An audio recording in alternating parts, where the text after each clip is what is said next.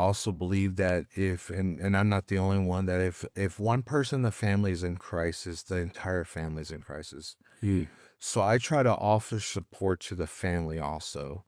How can I help support the family? Because if you don't have support from your own family during your mental health crisis, then you're on your own. Mm. So if I can support that family so that they can support their loved one, it helps them buy into their treatment. It helps them buy into their mental wellness, and allows them to be a family. It's the team approach. Mm. It's not just, hey, Carlos is offering me this resource. It's, hey, Carlos is offering me a way out, a way up, a way ahead, a light in the tunnel of darkness that we're always chasing. How can I help them help themselves? How can I help the family help them? We're mastering the art of living. Hey, what's up, guys? Welcome to Rush Hour Perspective, a Mastering the Art of Living podcast. In every police department, there are officers out in the field who answer calls, file reports, and then move on to the next incident. Then there's a rare few whose presence changes the meaning of the work itself. Officer Carlos Henderson belongs to that second category. As the mental health coordinator for the Colony Police Department, his responsibility begins where human beings start to come apart. It unfolds in the unstable space where mental illness, fear, family fracture, institutional pressure, and public responsibility all arrive at once. That's the terrain he works in day after day, and he does it with the kind of steadiness that can't be faked because it wasn't learned without cost. What makes Officer Henderson's role unusual is that he appears to understand crisis from more than one side. His authority comes from training and from his own lived experience to hardship. That history matters. It helps us explain why his work carries a different kind of weight. He is trained to respond, and he seems to recognize what collapse feels like before it becomes visible to everyone else in the room.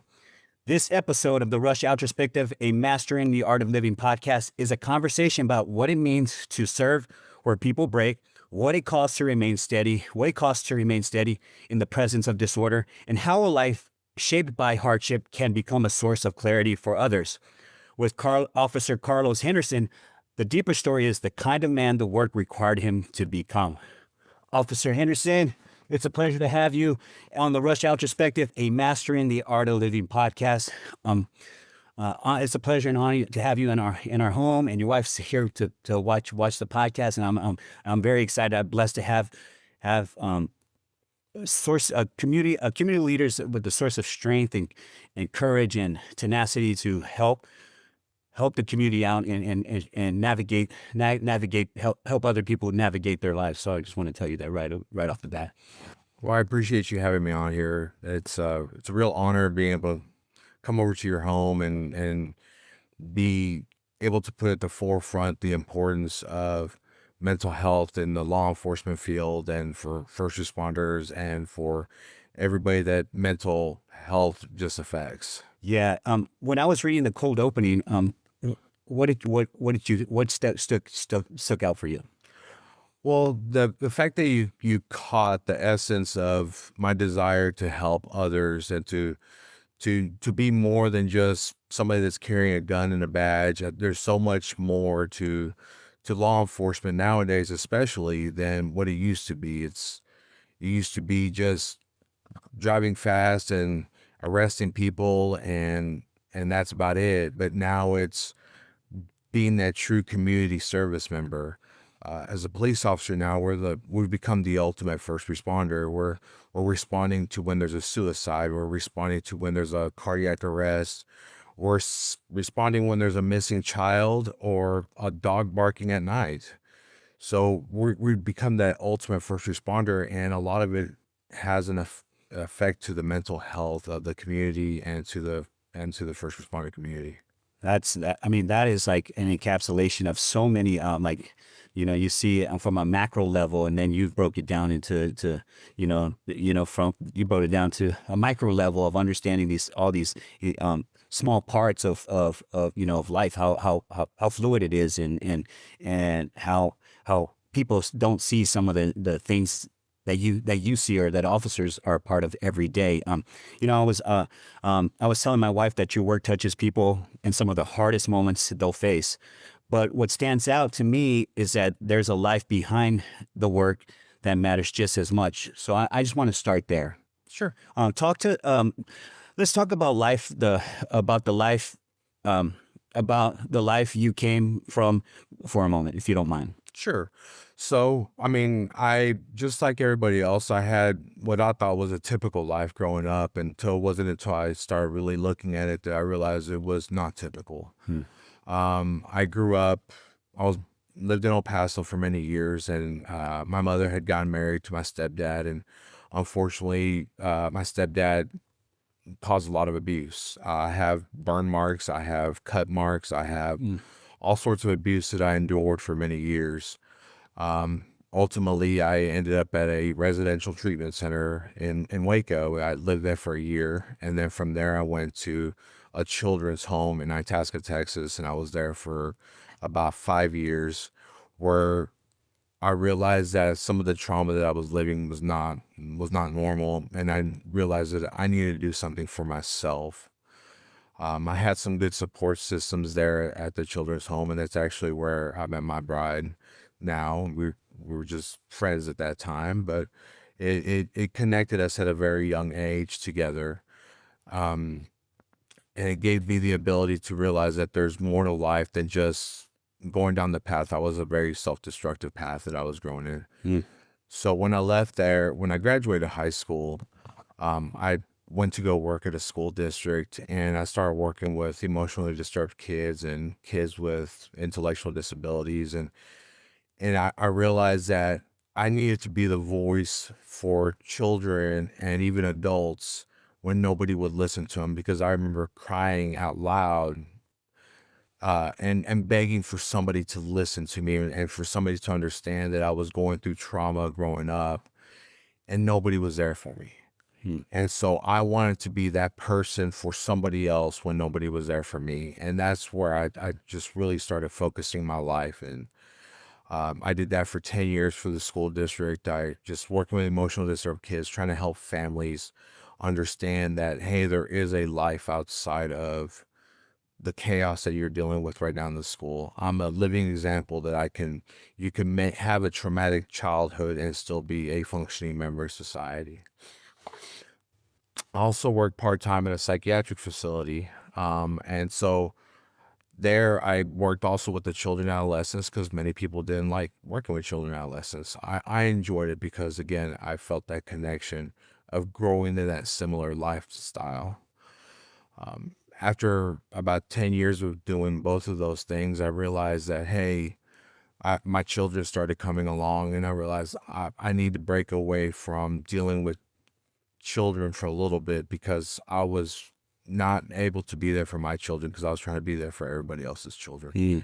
So that took a little bit of an insight and a little bit of knowledge of knowing that my cup was empty. I needed to fill it a little bit more so I can give back to others. So I spent time with my kids. I started working for a cancer imaging facility where I just helped dealing with people in crisis at that point also. During that time, I'd got my EMT license, so I was doing a little bit of everything. I felt like I was always working somewhere. So then I just decided my wife and I at that time, we were just friends. We got connected again, and I decided that I'm going to ask my job for a transfer up to the Dallas area. Came up here to the Dallas area. She had her children, I had my children, so we're a blended family.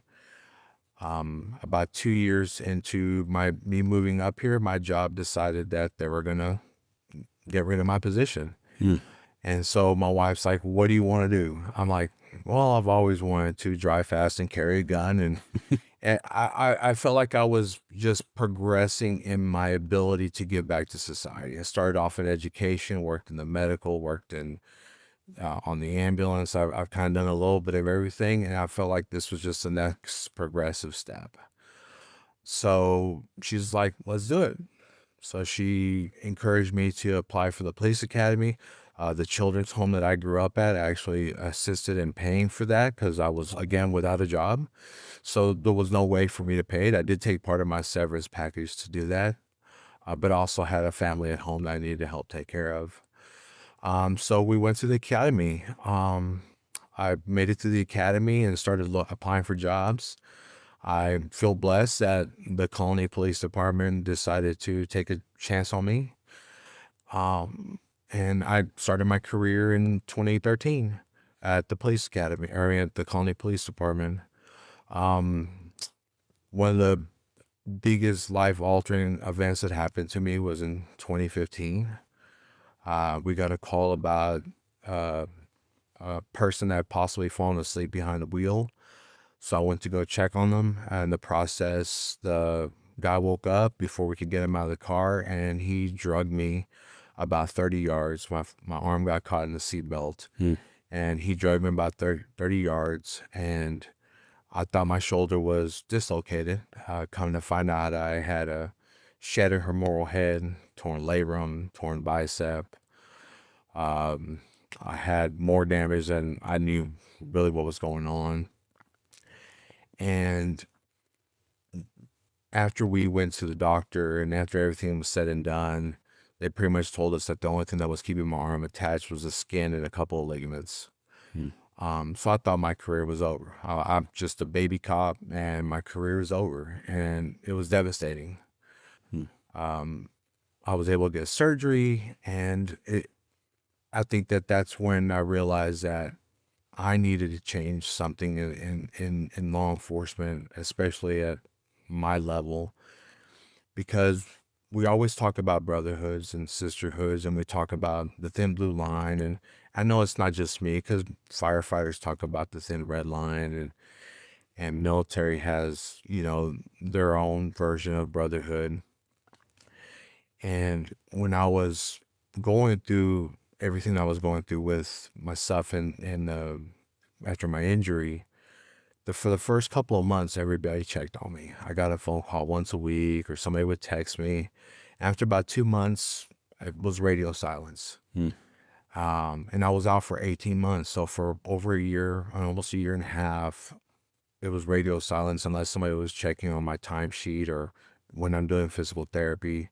I ended up having to have a second surgery. Even after my second surgery, nobody really checked on me. And I got into a really, really, really dark place.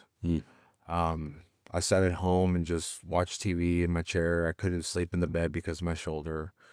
My wife was having to take on all the responsibility for the house because I couldn't drive. I couldn't do a lot of things. I had a process server that kept trying to serve me for a court case that I couldn't even go to because I was on pain medication from the injury. I'm also I know I have an addictive personality, so I did not take the pain medication the way you're supposed to because I was worried that that would cause me to have even further depression. So fast forwarding a little bit, I made it through that. I made it through the therapies. I was able to go back to full duty. And when I came back, I was very angry. I was angry, just so angry because nobody checked on me. I got into this because I wanted to be in a brotherhood. And I wasn't quite sure what I wanted to do with my career because I was just doing patrol. And then I started that we were seeing a lot of mental health calls in our department. And I'm like, man, we're doing this wrong. We're not treating the person, we're just treating the crime. And we need to stop criminalizing mental illness. So I started talking to my department about it, and after many years, because there's a lot of departments that didn't see that need for it, we're given the opportunity to. I was given the opportunity to say, hey, you want it, you started, show us what you can do with it. So right after COVID, so in 2021, 2022, I started working on what is this going to look like for the department, for the mental health stuff? What is this going to look like for my officers? Because during COVID, I had an officer that got COVID really bad, and we were partners because I was working wards at that time, and he was on his deathbed. I mean, they read him his last rites multiple times, and I made it right before then, a point that there would never be an officer in my department that ever felt the same way I did, alone, abandoned by what's supposed to be a family. So even when he was in a medically induced coma, I would send that man a text message every day. Hey, brother, praying for you. Hey, brother, thinking about you. You let me know when you wake up. I'm here for your family. So that when he woke up, because I have faith that he would wake up, that he would have a 6 months worth of text messages to read through, and I'm blowing up his phone. So I wanted to make sure that nobody ever in my department, if somebody gets any kind of surgery or any kind of illness or death in the family, I try to check on them a few times because I remember what it felt like not being there, nobody being there for me. When it were for the community, I wanted to make sure that the community members felt like the Colony Police Department supports you, support your loved ones. So again, in 2022, I was given the opportunity to start the program. I was working full-time patrol and part-time mental health, and it's like Field of Dreams, like the movie. You build it, and they will come. We got such an increase in the types of calls for service, and it's not because we had any new calls for service. We were just starting to notice them more. So people started reaching out directly to me and saying, hey, my loved one is having a crisis. My officers, hey, we went out to this call for service and they were having a mental health crisis. And we started building those resources and started building a packet of different resources, and I started building community connections. And it's made a world of difference for our department of how we respond to those calls, where we stop criminalizing it, because it's not against the law to have a criminal or to mental health issues. Yeah. But the jails and prisons are the largest provider of mental health services in Texas or in the United States. But that's kind of, in a nutshell, that's what got me where I'm at now. Wow, that's just that whole journey, just how you walk through everything from from where you're at, at the child center where they helped you and assisted you, and to where you're at now. One of the big goals in this conversation is to people. Well, you're an inspiration, they say hurt people, right? But not all hurt people, and you know what I mean? And so for us to be sitting together, it's like, I think it's so important to unpack what those pieces of those journeys taught you. Okay. So I want to go back to, when we were talking about, we're going to talk about, let's talk about the life you came from for a moment. That's what we talked about. When you look at that life, what do you think it put into you that still shows up in the way you deal with people now? It taught me patience. It taught me patience and listening. One of the hardest things that we do is we talk more than we listen. God gives us 2 ears and 1 mouth so that we're supposed to listen more than we talk. And I remember growing up and feeling not heard. Nobody heard what was below the surface. They just heard what they wanted to hear. They say that everything's kind of like the iceberg. The Titanic, when it sunk, it wasn't everything that was above the water that sunk it. It was everything below the water. So I'm the same way. So it's everything that nobody noticed what was going on below the water. And that's actually what affected me and changed my life. Yeah. But I wanted to hear people. I wanted to listen to people. I wanted to be there for people like nobody was there for me growing up. That's beautiful. I agree with that 100%. I say, take the cat out of your ears, just put it in your mouth kind of thing. That's what I had to learn along my journey, is to say, take the cat out of your ears, put it in your mouth and listen. And that's what spawned this whole experience in the podcast world for me. You've spent a lot of your life close to people in distress, and you've been part of it. You've been part of that distress yourself. What have you learned about human beings? What have you learned about human beings there that most people never have to learn? That us as human beings can be very cruel and very mean, and we take people's weakness and use it against them. But that weakness is what also makes us stronger. I wouldn't be the person I am now if it wasn't for me willing to open up and show that weakness, a little bit of that, what made me the person that I am. So knowing that there's a ability to help somebody through that crisis and get them to realize that there is a light at the end of the tunnel is huge for me. Mm. And I was telling my chief the other day that I liked my job, but now that I'm doing what I'm doing in my job, I love my job. Mm. I have officers that bust people for drugs or DWIs, and they get those little wins all the time. I don't get a win every day, but when I get a win, it's a big win.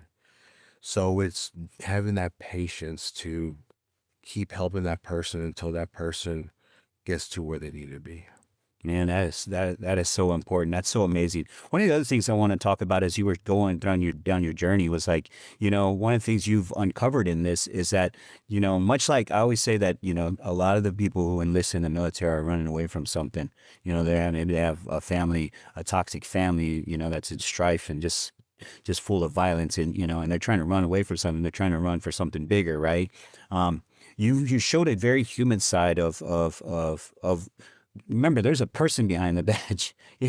There's a human being with the story. Maybe somebody's mom got killed by their father. And whatever reasons they are. That they come into it. And I really appreciated that snapshot of you. And I think the listeners who watch this are really gonna really tap into the human side of being a police officer in the community, and how important mental health and crisis intervention is in this space.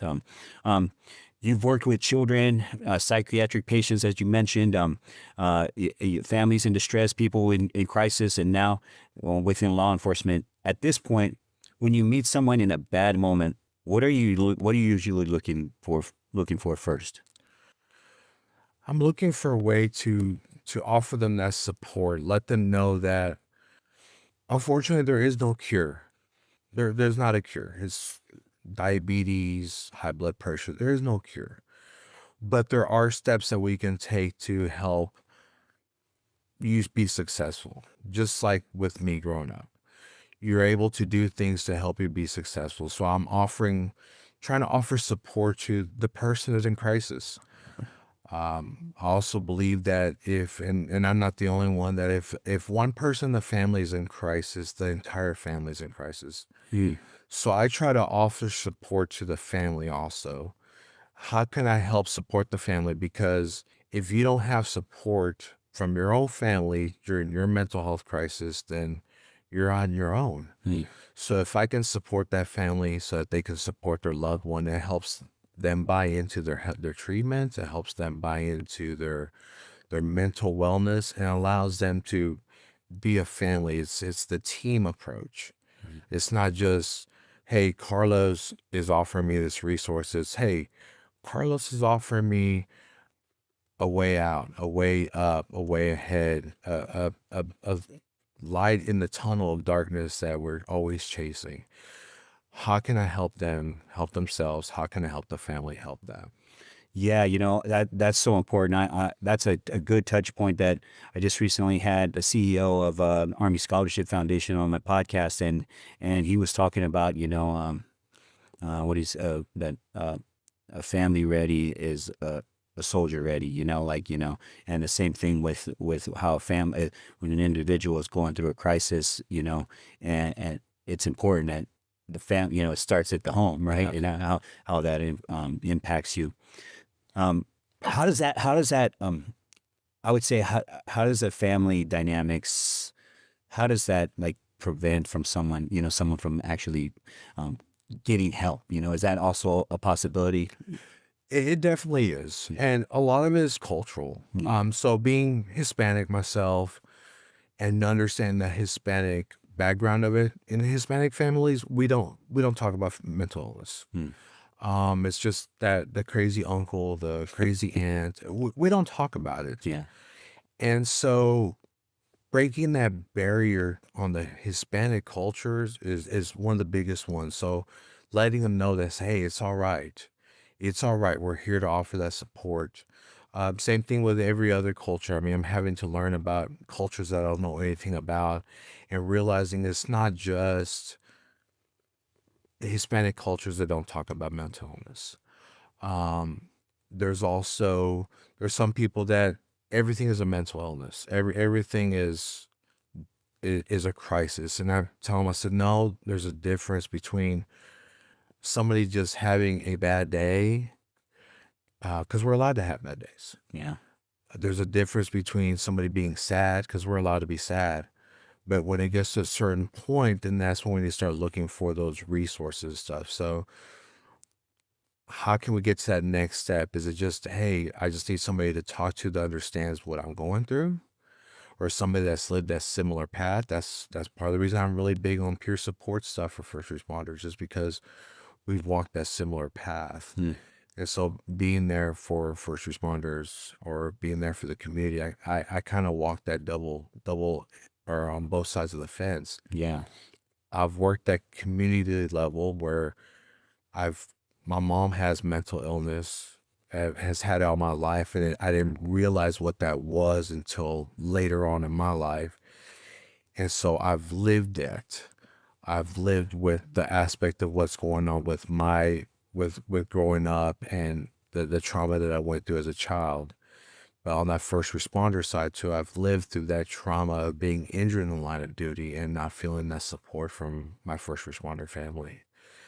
So I've kind of walked both sides of the fence. So when somebody says, hey, well, how do you understand what's going on? I'm like, well, I don't understand what's going on with you, but let me tell you a little bit of my story, and let me show you that there is a way forward. And that's what helps me by that connection to the community and to my first responders. Man, there's a lot of wisdom in that too. You know, it's like using your story and your testimony to help another person, kind of meeting them where they're at. You know, Yes. and that's amazing. That's the part that makes your work so important because once somebody's in trouble, they're usually not dealing with one thing. They're usually dealing with several things. Is that usually correct? Absolutely. It's never just one thing. There's the old, when I used to teach a class, I taught a nonviolent intervention class for the school district.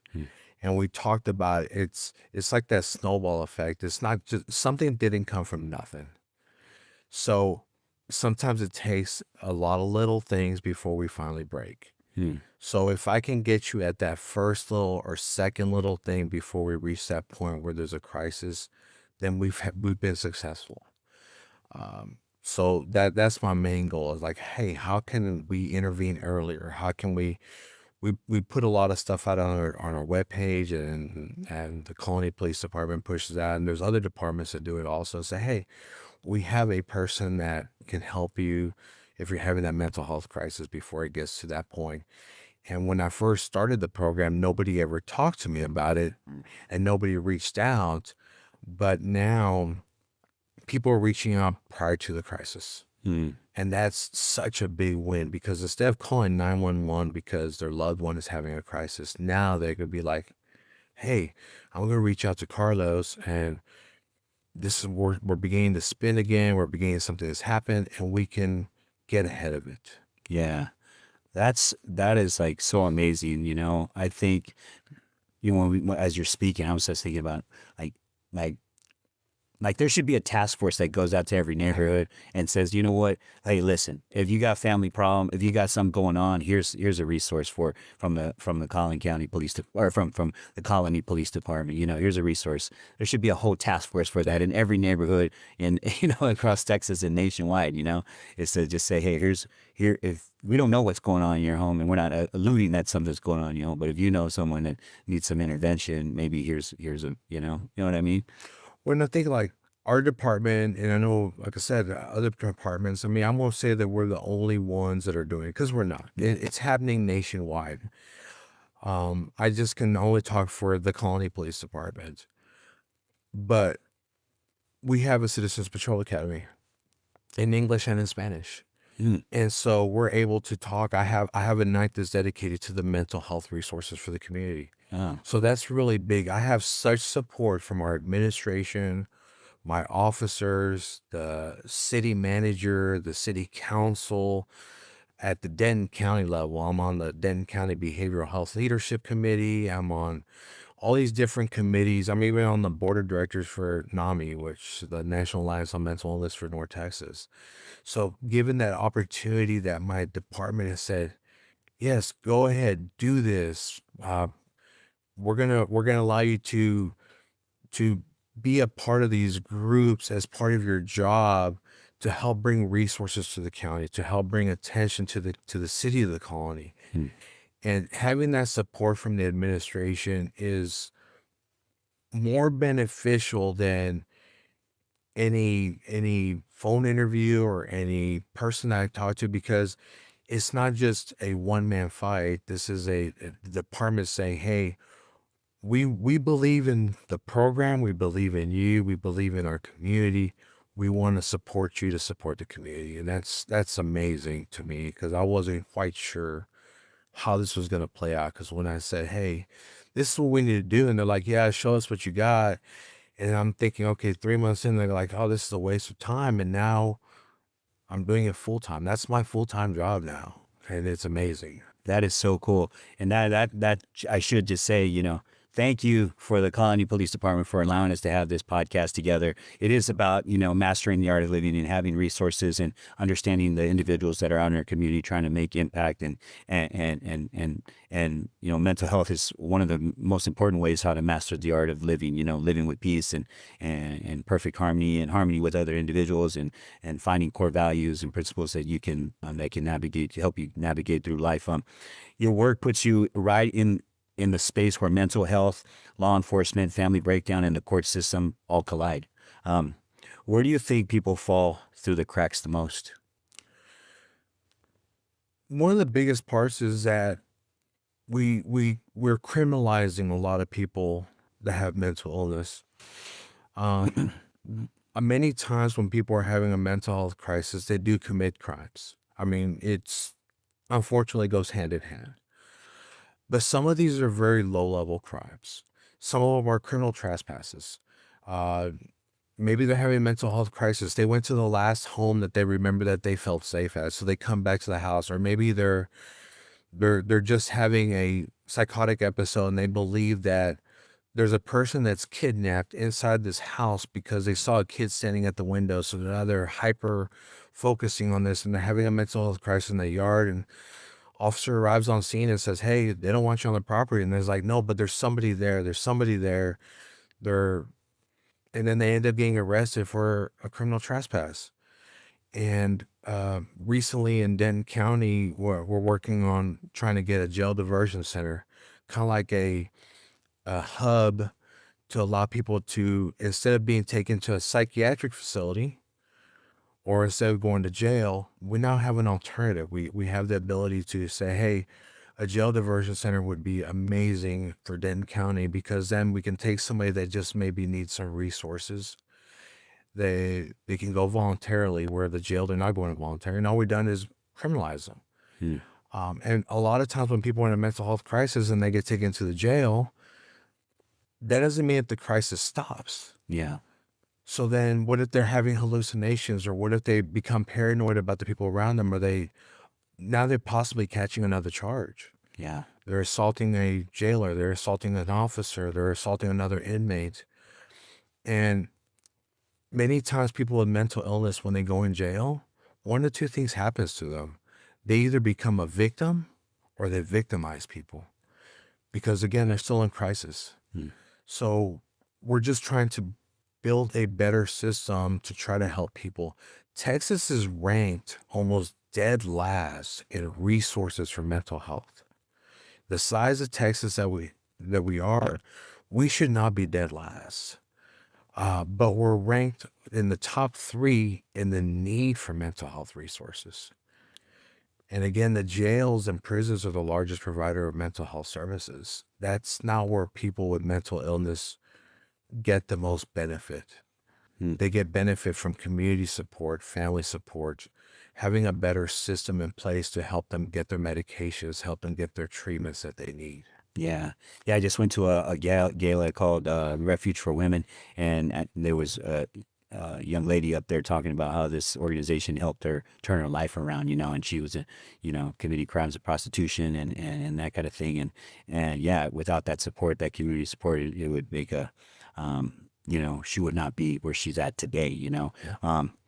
I was also, as you were listening, as I was listening to you talk, I've had my own issues. I had had to learn how to think differently, and had gone through my own substance use counseling and stuff.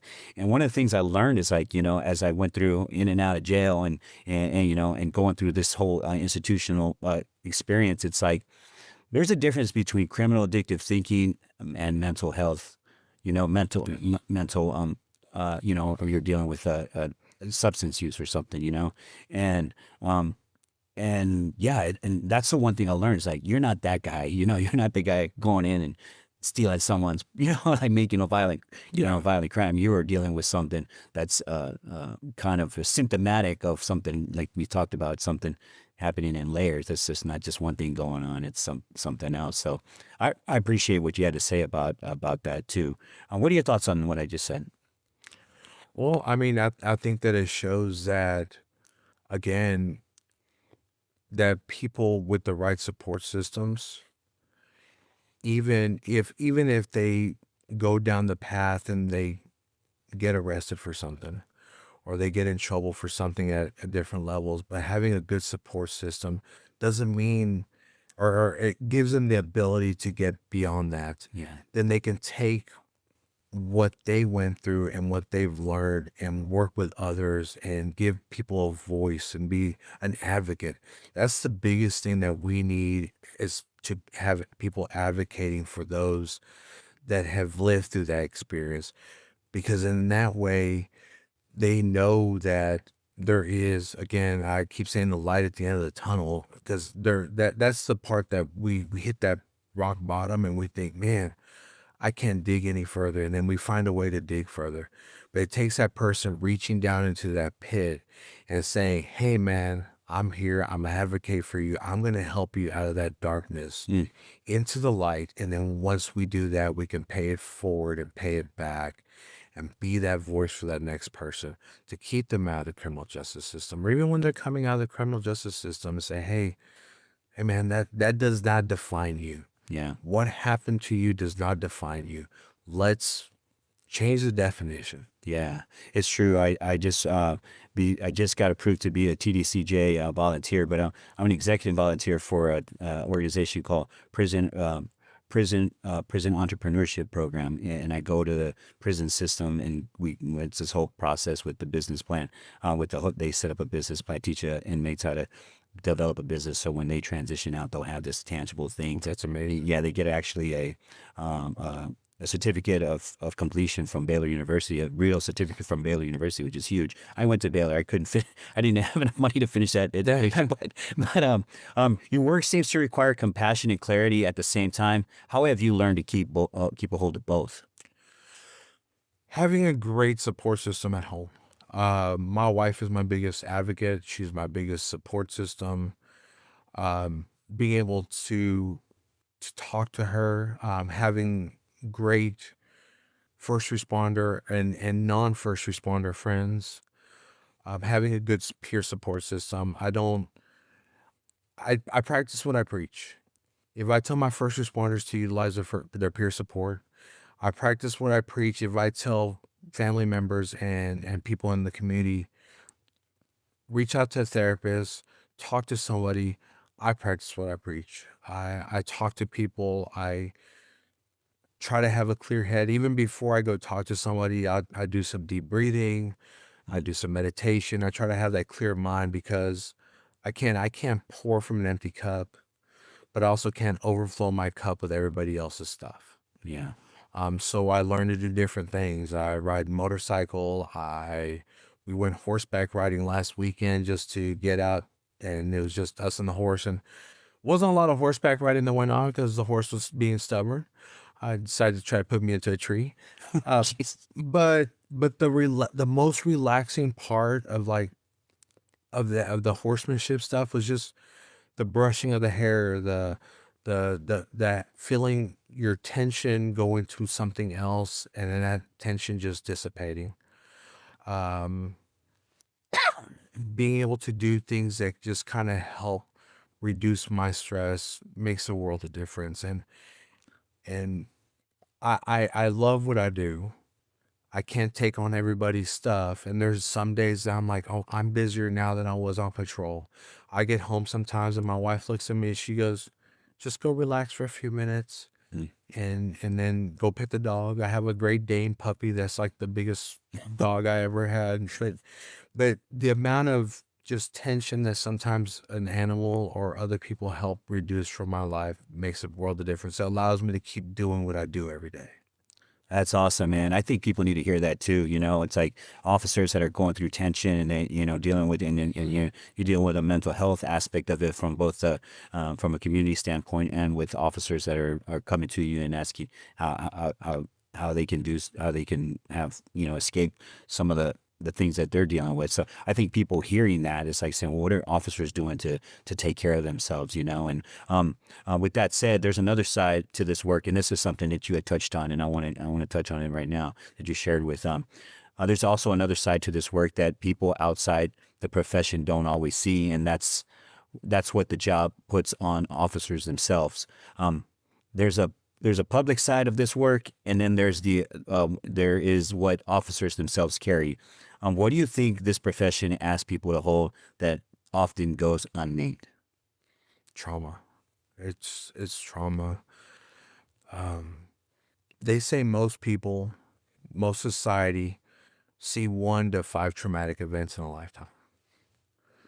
Officers, military personnel, fire, EMS, dispatchers see and hear trauma on a daily basis, whether it's somebody's screaming for help, whether it's somebody's last dying words, whether it's a crash, or just walking in on something that's so horrific that as a human, our minds and our eyes are not meant to see this on a daily, the human suffering on a daily basis.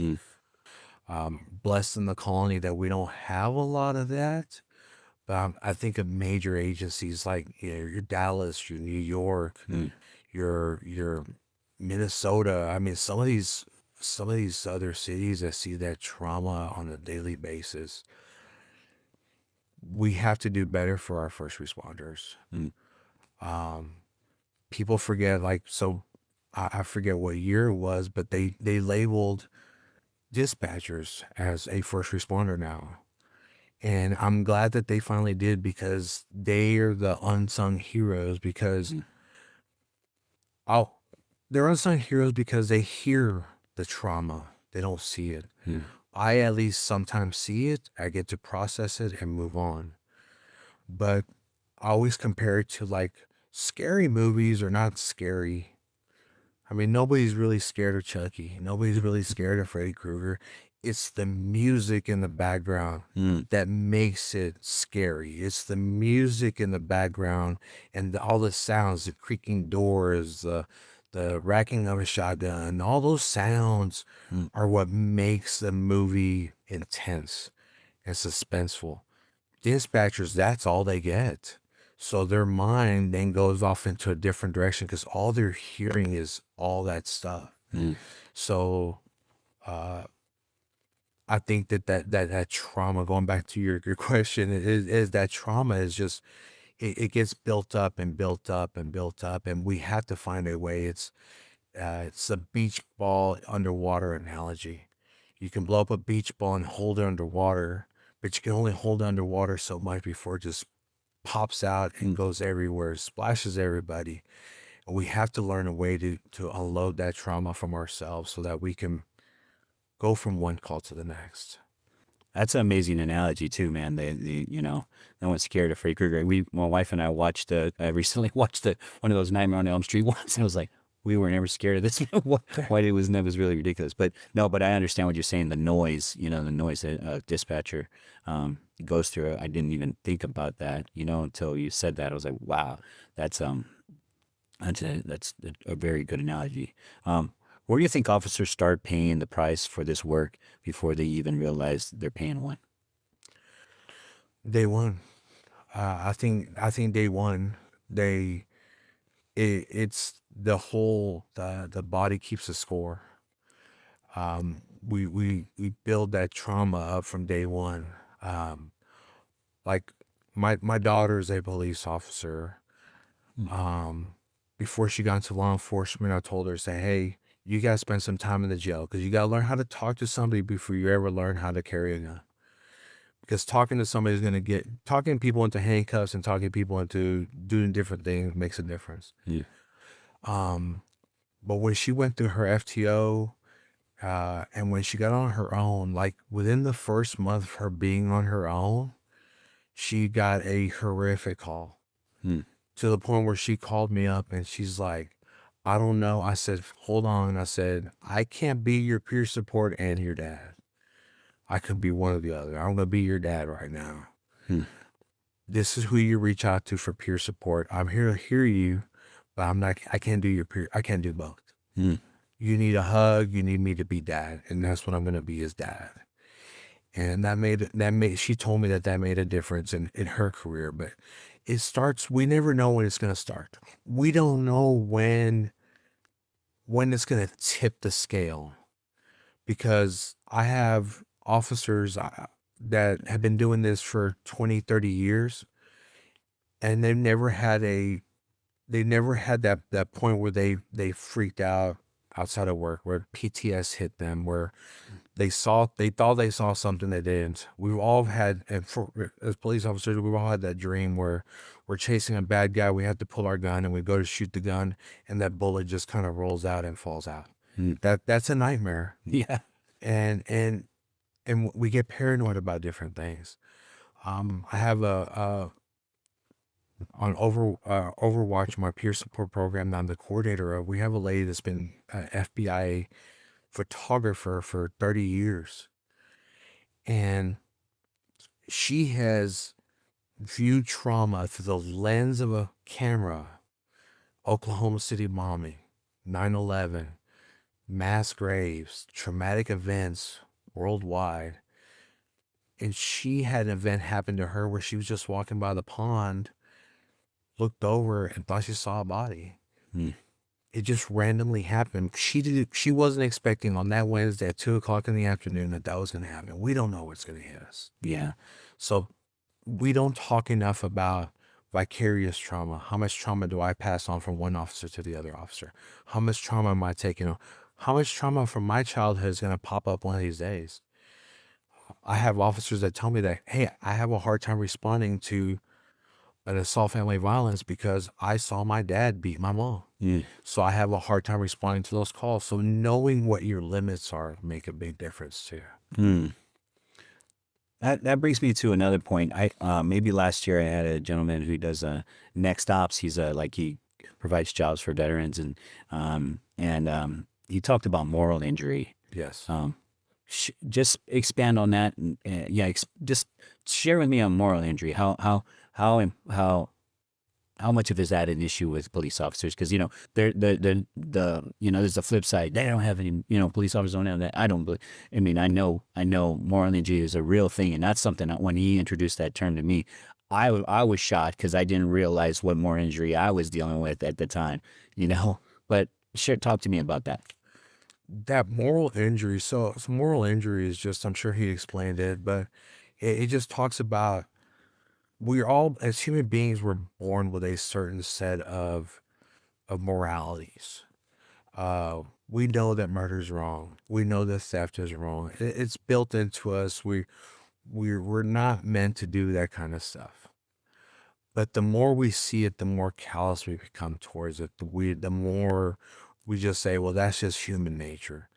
Most officers don't go into law enforcement for the money or for the glamour. They go in because they want to help others. They go in there because they want, maybe a lot of first responders go into it because, kind of like me, somebody, the system or somebody failed them at one time and they want somebody else not to feel the same way. Hmm.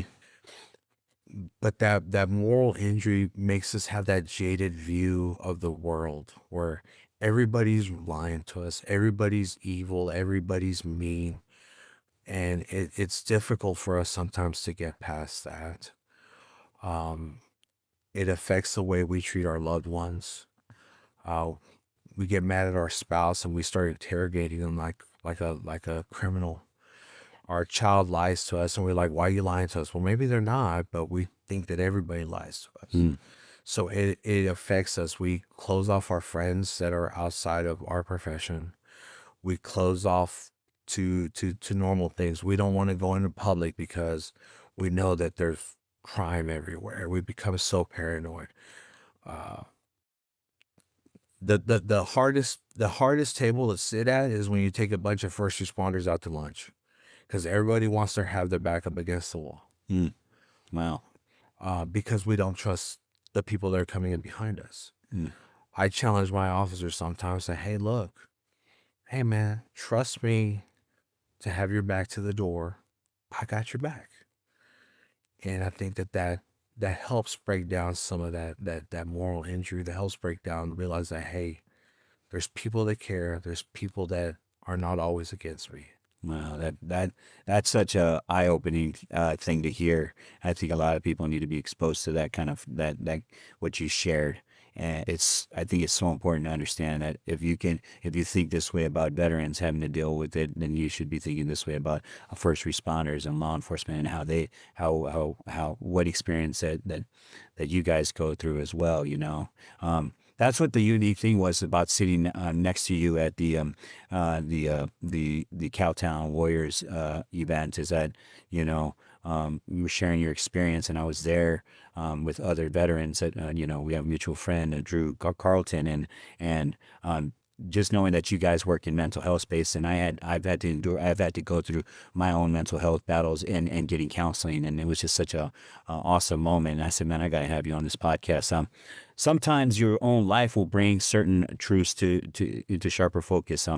I'd imagine that can happen in ways that change how you see both work and yourself inside it. Is this true? What are your thoughts on that? Definitely. Just living through the or seeing the different trauma and seeing the way that people treat each other makes a big difference on how I see things. I try to be more understanding to people. I try not to jump to a conclusion and say, hey, this person is just a criminal. Like, again, what drove us to that point? Is it something that are they doing it to survive? Or are they doing it because there's another aspect to it? Unfortunately, there is just evil in the world. And there's no way around that. But sometimes it's more than just that. Yeah. And so being able to rely on my training, my experience, my life experience allows me to look at things from 1,000 feet up, where I can look at the big picture, and then we can start focusing in on what's driving that behavior. Yeah. Yeah, that's true. I want to touch on your the drunk driving incident, if you don't mind. Just touch on that, and then we'll I got a couple more questions, and we'll wrap up. You were drugged by a drunk driver while on duty. Did anything about that incident change the way you saw your life, or did something more clear? Did something more clear become clear to you? Well, it changed my life because I was like, man, I'm just getting into this career and it's Yeah. almost over. Yeah. I almost thought it was a career-ending incident. I'm like, what am I gonna do now? Yeah.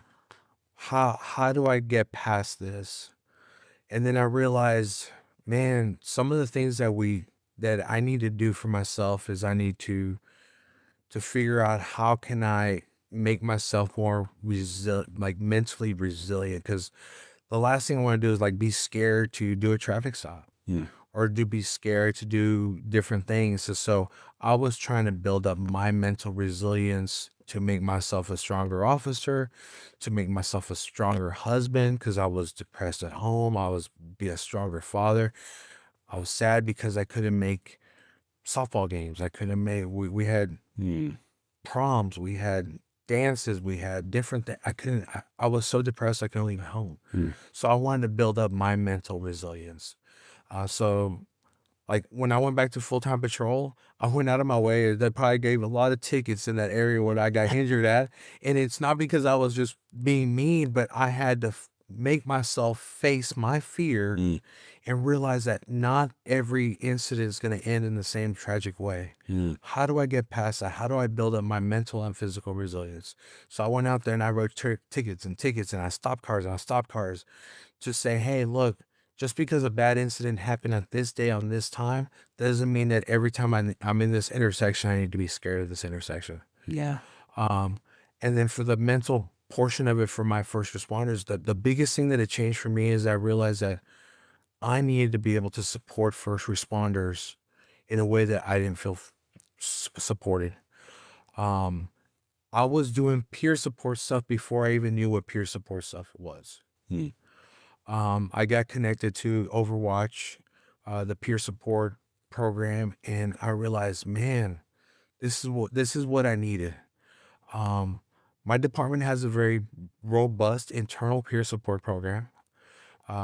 A lot of departments have a very robust internal peer support program, but I'm sure just like in the military and just in any first responder field, we're a bunch of paranoid people. So I get scared. Do I want to talk to my officer in my own department about something that's going on with me? Do I get paranoid because he might use that against me?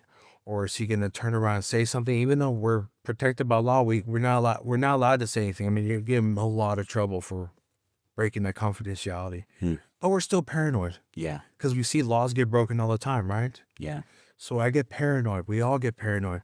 So learning about Overwatch and learning about, hey, this is a peer support program that's built by peer support or by first responders for first responders.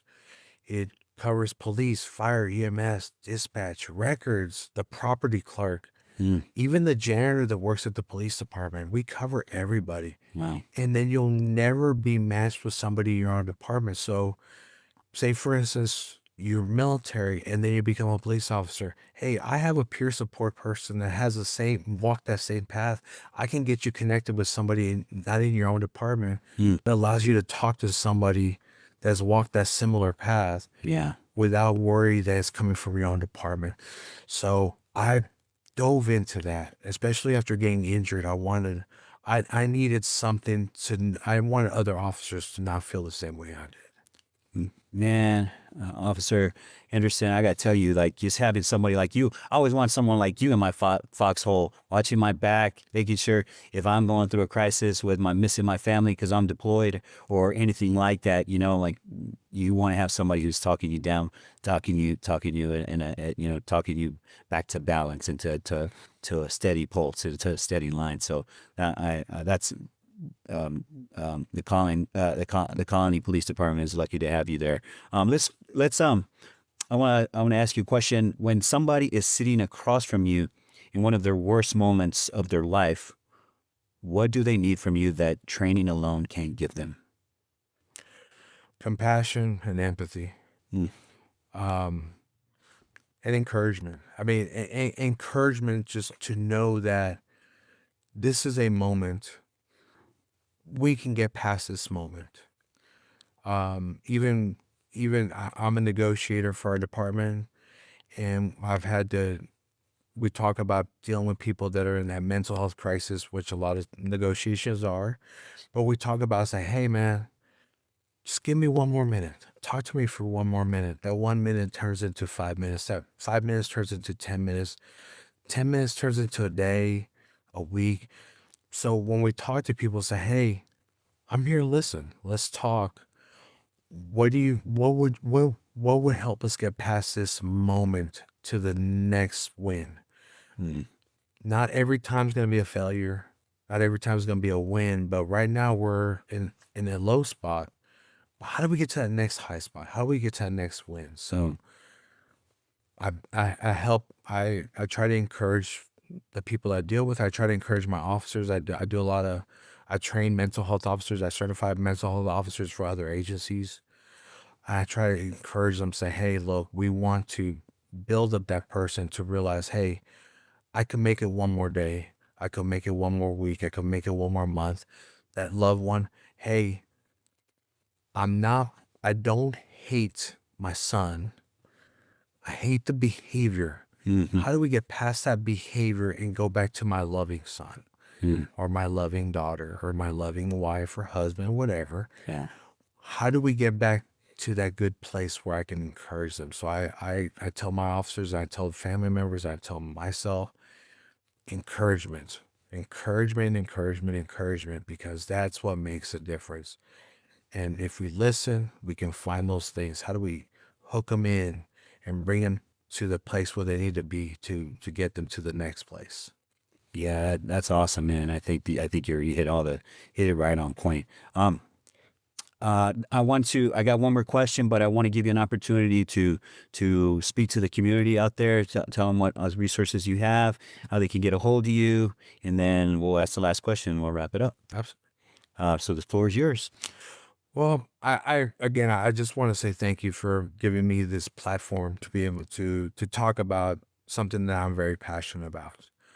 Um, I'm very passionate about helping the members of my community. You know, we got 40,000 plus members of my community, plus visitors, plus everybody else that I might come in contact with. Um, but given the opportunity to talk about the program, my Overwatch program that I'm a part of, that to me, if I can give that support and give that encouragement to first responders and allow them to have that peer support so that they don't burn out, so that they know that there's other people that are going through them, then that makes a world of difference. Also, because if we're not taking care of the guardians, then there's no guardians to take care of the community. Um, being in law enforcement is a difficult job to fill nowadays. You can throw a stone and hit a department that needs 5 or 6 or 100 officers. This is not a profession that people chase anymore, and it's discouraging because there's a lot of good people out there that I think would make very good officers. But unfortunately, you have bad officers that give us all a bad name. But nobody hates a bad officer more than the good officers. We will eat our own if we know that you're a bad officer. And I want to encourage the community to realize that, hey, look, we're not bad guys. We're not the bad people. We're here to help, and we want to bring more tools to the toolbox. Not everything is solved nowadays with a gun and a taser and a baton and handcuffs. We have resources. Just like my department has resources, my department has the ability to help people in the community when they need that crisis. Whether it's somebody that's suffering from dementia. I just helped a lady that has early onset dementia. I was able to get her into a mind care facility, but she was living on her own. But that's not something that, as law enforcement, that am I supposed to do?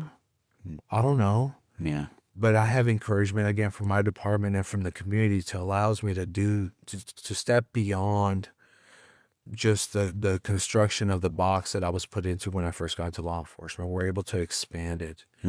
But we have a lot of first responders that do the same thing. I can't tell you how many officers I know that have bought car seats for people that need a car seat. That have helped family members buy groceries, whether or help pay off. I mean, unfortunately, I have officers that have a drinking problem, or gambling problem. I was able to recently help an officer get into a facility because he was suicidal. He was having a drinking issue, and we're able to get him into treatment. And he let me know and say, "Hey, man, you saved my life. You saved my career. You saved my family."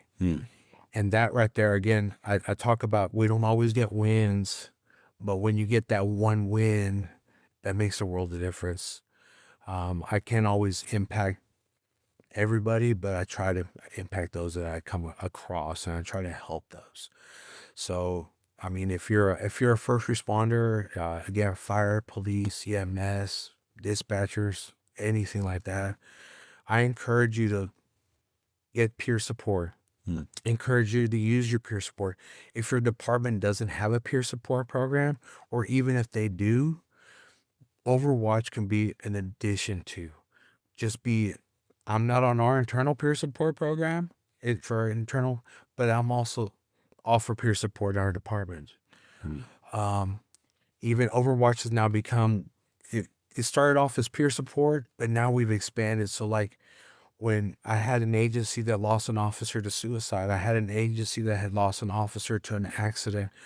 We actually were, they reached out to us and asked us, hey, can you come to our department to allow our officers to talk to you on a one-on-one, allow our we have a program where we kind of help with critical incidences, or big events like that. And so more and more departments are buying into the mental wellness of their officers and of their firefighters and other dispatchers and everything. And that's so encouraging, because we're trying to build a more resilient first responder to have a life outside of this. The life expectancy of a first responder when they retire is usually 5 to 7 years. Wow. Because of all the trauma that we build up. So it wears on our heart, it wears on our lungs, our liver. Our officers complete suicide. 5 to 7 years is not a long time after you've done 20 years in law enforcement, 30 years in law enforcement. That's not a long time. Yeah. So if we build a more resilient first responder, then that first responder can be a better officer, firefighter, paramedic to society and to the public and to the residents of their city. But you also have a better husband, a better father, a better brother, a better sister, a better functioning member of society. Because again, we have to take care of the guardians, because they can't take care of us if they're suffering in silence, because first responders suffer in silence. We don't ask for help because we're the ones that give help usually. Yeah. And by the time we do ask for help, sometimes it's too late. And so I encourage departments to get resources for their first responders. I encourage the community to ask the department, how are you taking care of your officers? How are you taking care of your paramedics and your firefighters? I encourage them, because we need the support from the community. Yeah. At the Colony Police Department, we have great support from the community. We have people to reach out and just say thank you. I was doing a Citizens Patrol Academy, and I had a family member come up to me and say, you helped me and my son a year ago, and I never told you thank you. They went to my chief and said thank you. I get letters of commendation to the chief and to the city council to say thank you for allowing Officer Carlos Henderson, or just Carlos. I just go by Carlos a lot of times because I don't want it to be officer. I'm a member of the community. I want them to feel comfortable saying, hey, I need help and I know who to turn to, instead of I don't know where to turn to. Yeah. That makes a difference. Yeah. You know, I'm going to add to this. I'm going to share just a brief thing, then I'll ask you the last question. In 2017, I was going through a really bad breakup, and time had passed, so I thought I was okay. You know, I was like, started taking some medication, went to the gym, took the medication, wanted to meet some friends to go at some crawfish boil medication. I had just got done working out, and ended up mixing alcohol on an empty stomach with some medication, recipe for disaster, ended up getting a DUI, and I felt so bad, like so bad that happened, because I thought I was taking all the steps. I didn't go out, thought I was, for a while, maybe like 3 or 4 months, I didn't do anything. I said, I just got to get my head right space. But in a sense of urgency to go meet some friends, I made that bad decision. And maybe for years, like bothered me that that officer had to handle me. He had to take care of me. He had to arrest me. He had to save me from myself, and for years, the next day, it bothered me actually. And I was embarrassed. I was ashamed of myself and all these things. And so maybe like maybe 3 years later, I wanted to figure out who he was. And I asked my attorney at that time, I said, I want to know who the officer is, And so him and I met for a cup of coffee, and I apologized to him. And I think that was one of the biggest things for me, was like understanding that. And this was the worst part of it, is that was his first day on the job, and I was the first one. I was the first one he arrested, and that was even more embarrassing. But for me, but what's more important is that I went over there and I apologized to him for having to, but I also thanked him thanked him for saving me from myself at that moment, because I had been through that kind of experience before. So I think that's an important responsibility for communities as well, community members, that like if you've had a run-in with an officer because of your own undoings, like it's so important that you get out there and you make your amends with the officer. You thank them for intervening in your life and putting you in a safe place, that you didn't hurt somebody. And if you did hurt somebody, you still should make amends, because the person you ultimately has to make the decision to the moral decision to do the right thing and be held you accountable. Is a hard decision to make, but someone's got to make it, and you gotta make amends with the officers that you've had encounters with, and it was a heartfelt moment. It was like, and he accepted my apology. He made amends. I told him it was a important step. It was an important step in the rehabilitation, that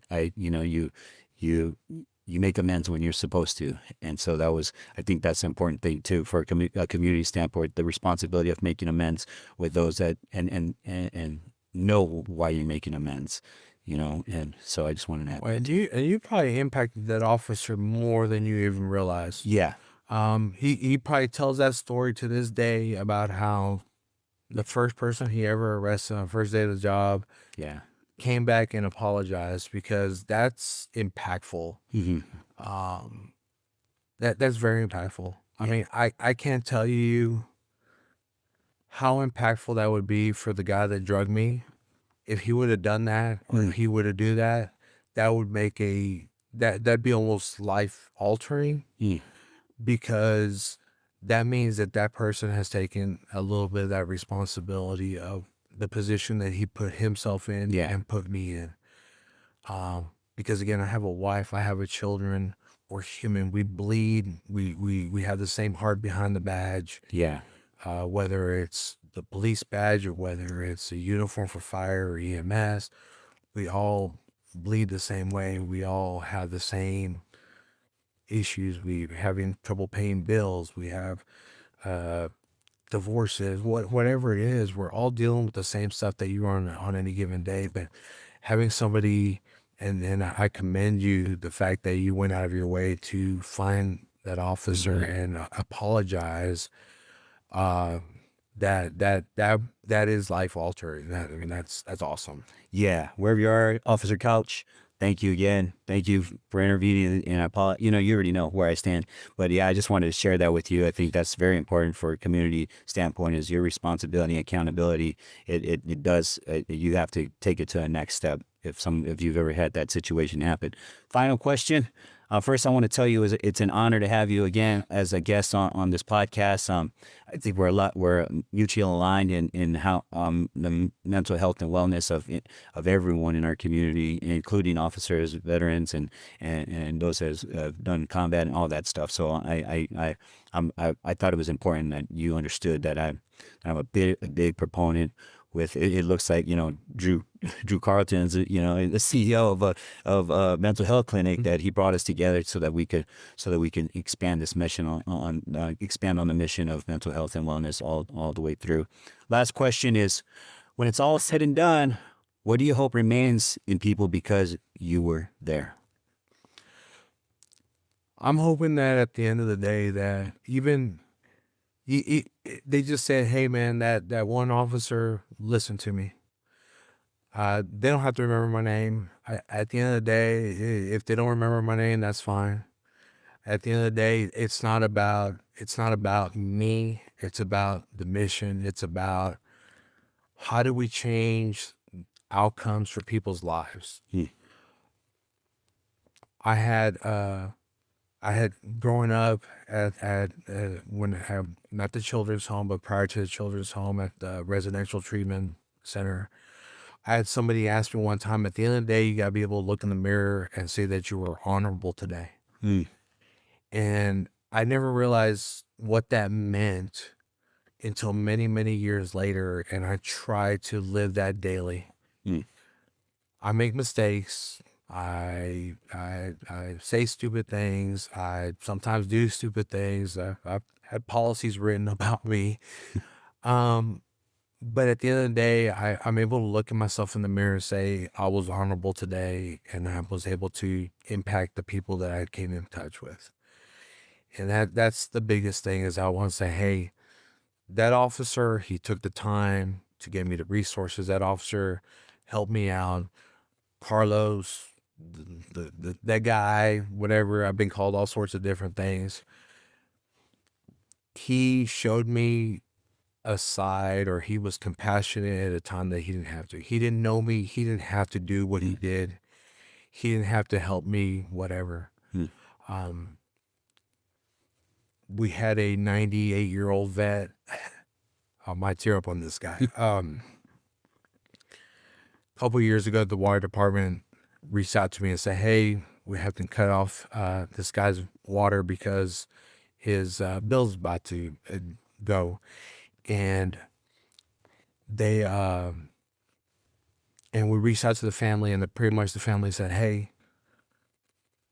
we're just kind of waiting for him to die. He was a Vietnam vet.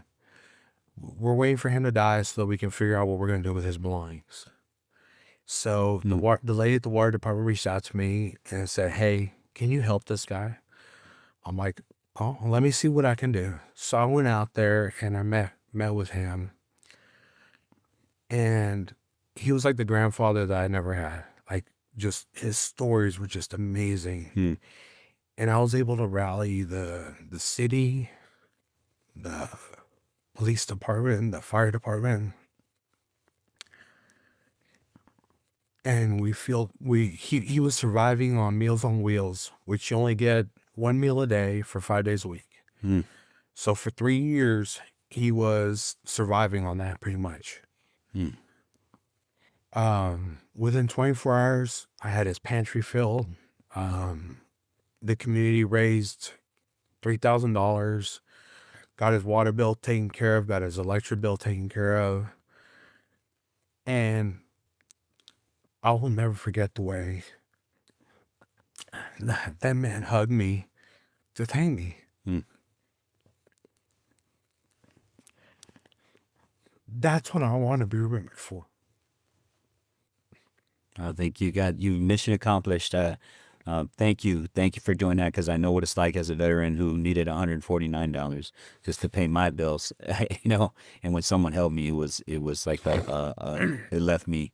It opened the door for more light to come in, and I'm sure the gentleman's completely, truly gracious for you, Carlos. I won't call you Officer Henderson. I've shown you respect, but I want Carlos, I appreciate you being on the podcast today. It's a beautiful, like I said, a beautiful experience to share this time with you. I thought it was so important that our worlds come together to share in dialogue, and for me to listen to who you are and the man you are. And I am so happy I did that. I'm so happy that Drew Carlton brought us together at the same table in the same place.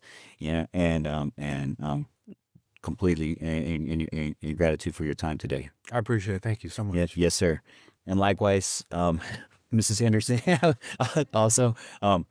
Guys, that's it for the Rush Out Perspective and Mastering the Art of Living. I hope you enjoyed this podcast. I hope you go back and listen to some of the things that Carlos said today and shared with you, and pass the message along. And of course, like I said, if it's your will, make sure you make amends wherever you need to. Guys, I love you. As I always say, at Peace and Line, you remember that the ocean refuses no river.